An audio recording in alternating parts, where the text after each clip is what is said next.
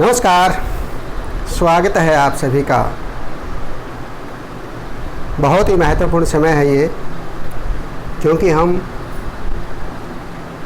एक बहुत ही महत्वपूर्ण कहिए या हमारे लिए बहुत बड़ा संदेश देने वाले कहिए उस पोएम के बारे में डिस्कस कर रहे हैं, जिसका नाम है which name is an elementary school classroom in a slum, part number 3, written by Stephen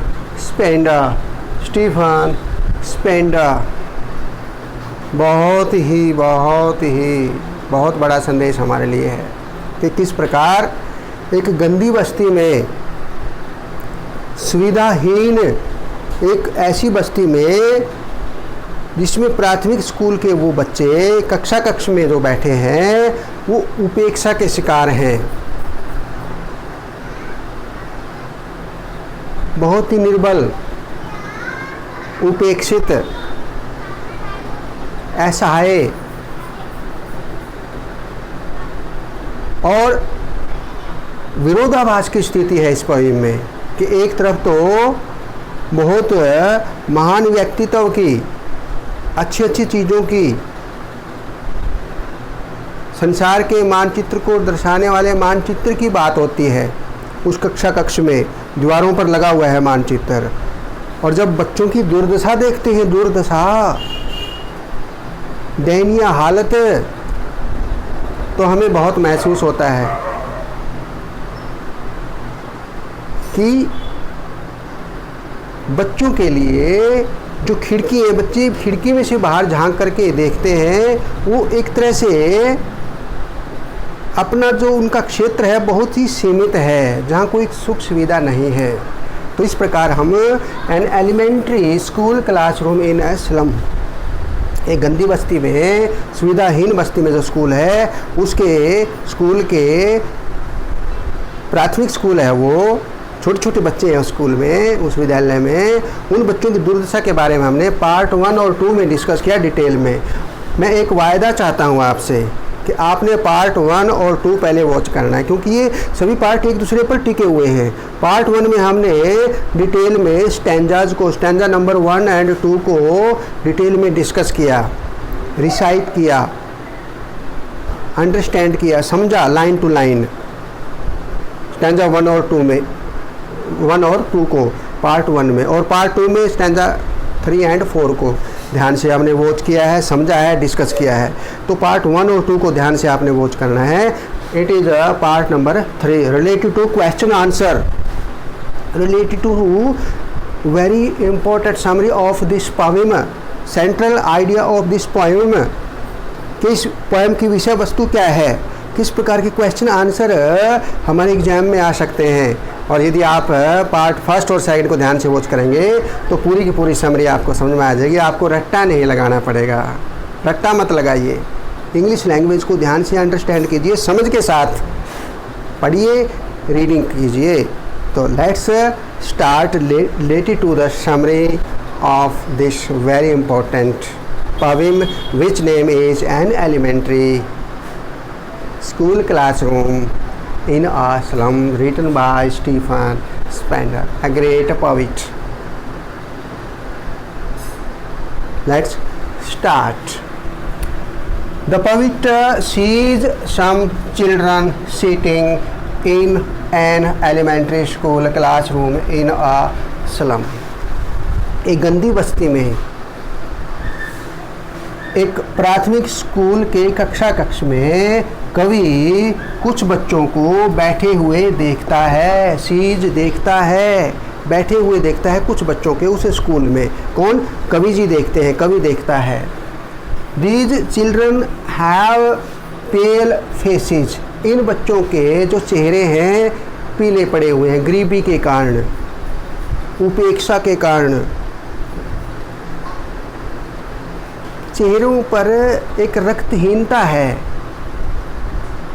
पीले पीले चेहरे हैं इनके भूखमरी के कारण। These children have a pale faces and untidy hair, और उनके जो बाल है ना उलझे हुए हैं, बिखरे हुए हैं बाल उनके, व्यवस्थित नहीं है। He sees that the faces of the children don't show any signs of strength or vitality.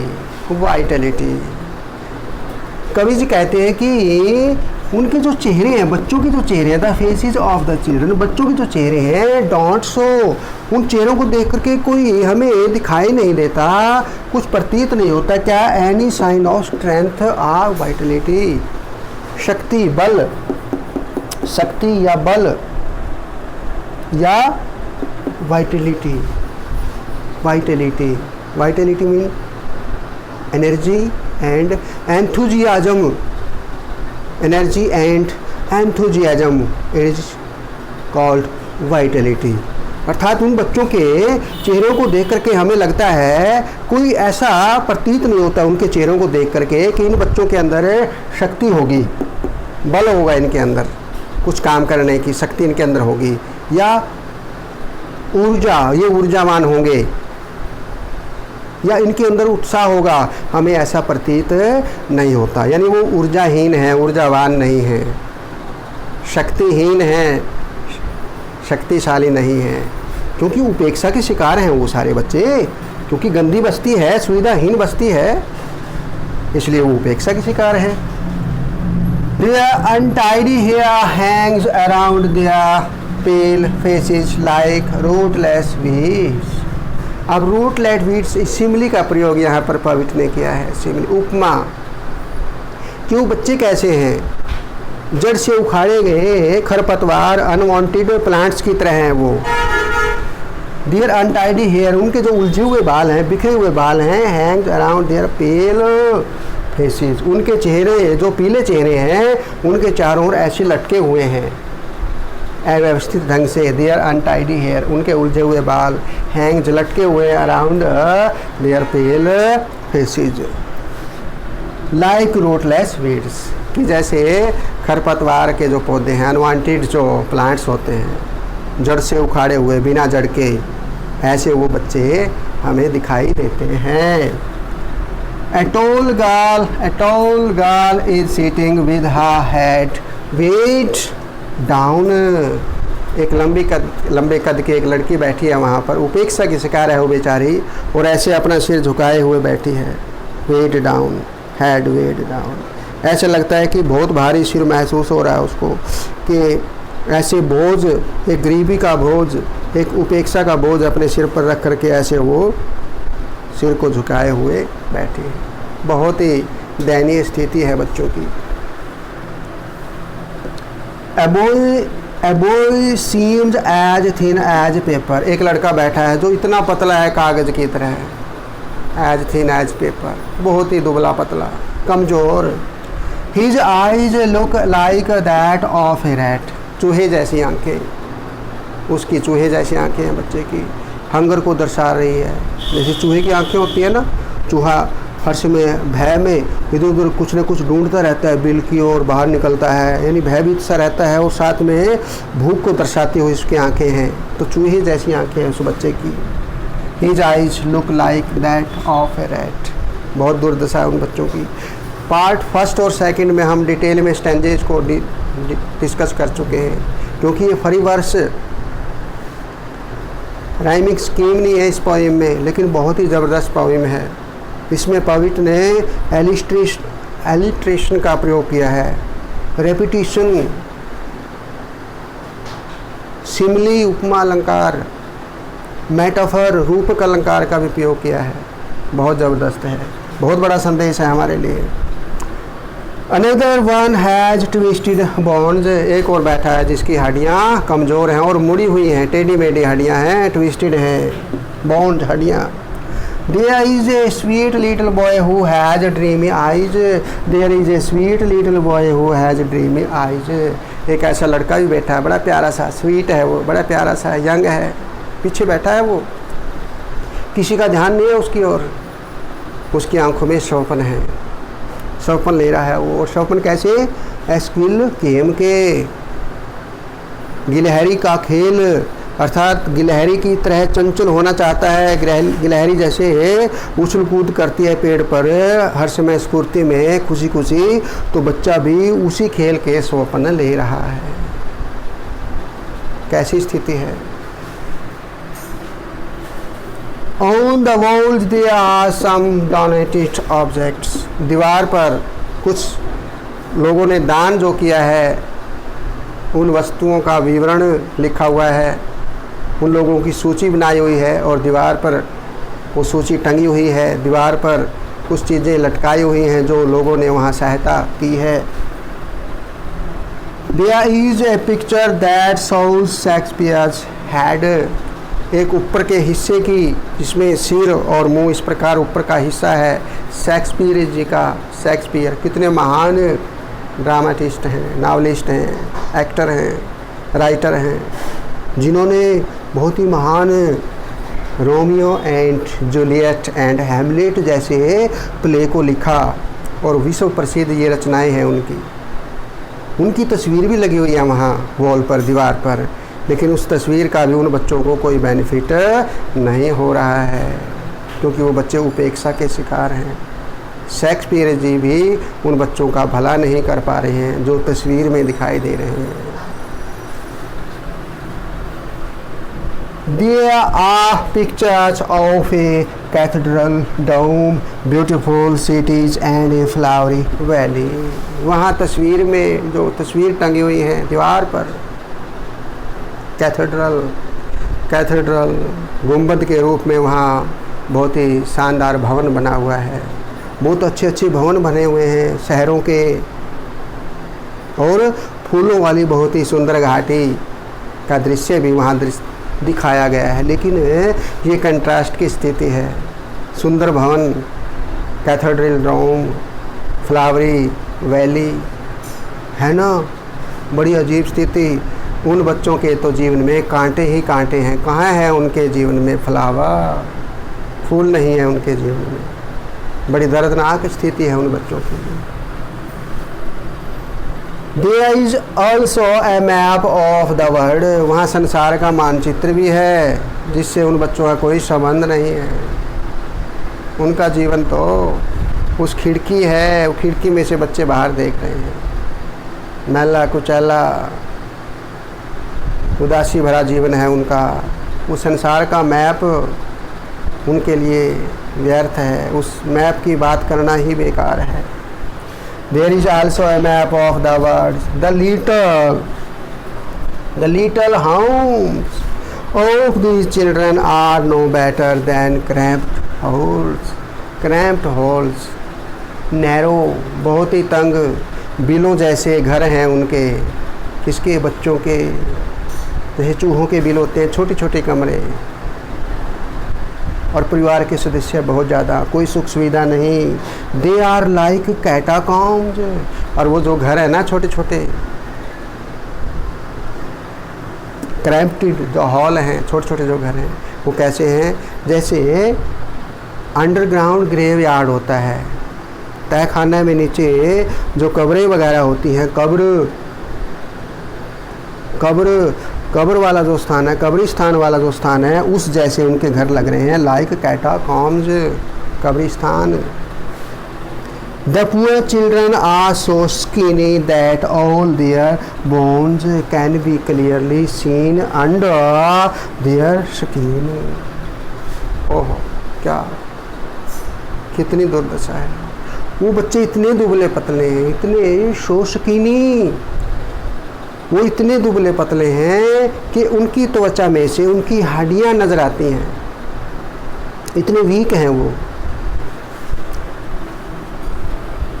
The poor children are so skinny, इतने दुबले पतले हैं, that all their bones can be clearly seen under their skin. उनकी त्वचा में से वो हड्डियां स्पष्ट दिखाई देती हैं उन बच्चों की। अब यहाँ तक बात हम कर रहे हैं उनकी दुर्दशा की, कि किस प्रकार दुर्दशा, कैसी दुर्दशा उन बच्चों की। अब एक बार दोबारा हम रिपीट करते हैं इसको। The poet sees some children sitting in an elementary school classroom in a slum. These children have pale faces and untidy hair.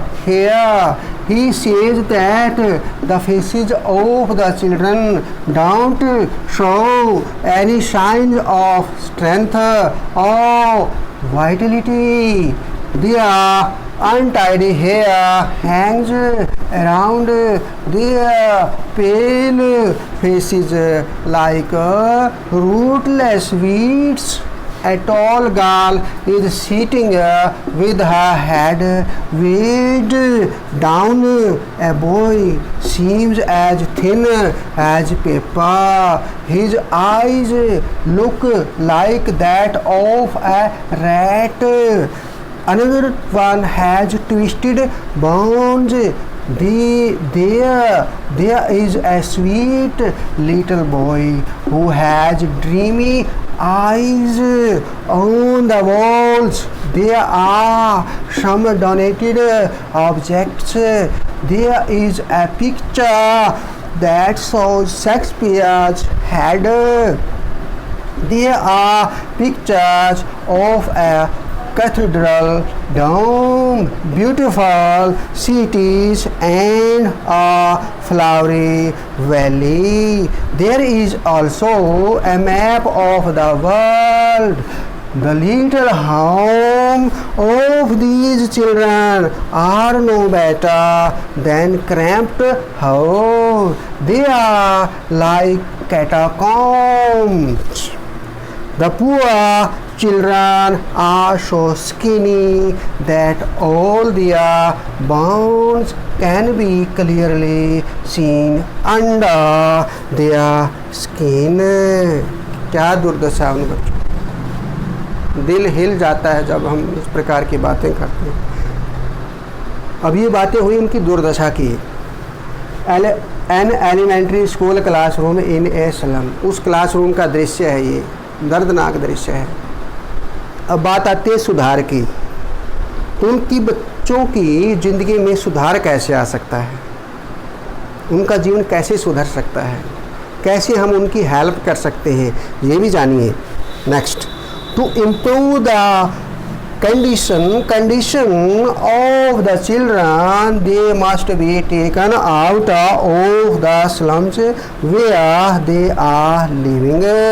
To improve the condition of the children, इन बच्चों की दशा को, स्थिति को सुधारने के लिए they must be taken out, उनको बाहर निकालना होगा, उनको बाहर निकालना चाहिए। of the slum, उन गंदी बस्तियों से, where दे आर लिविंग, जहाँ वे रह रहे हैं।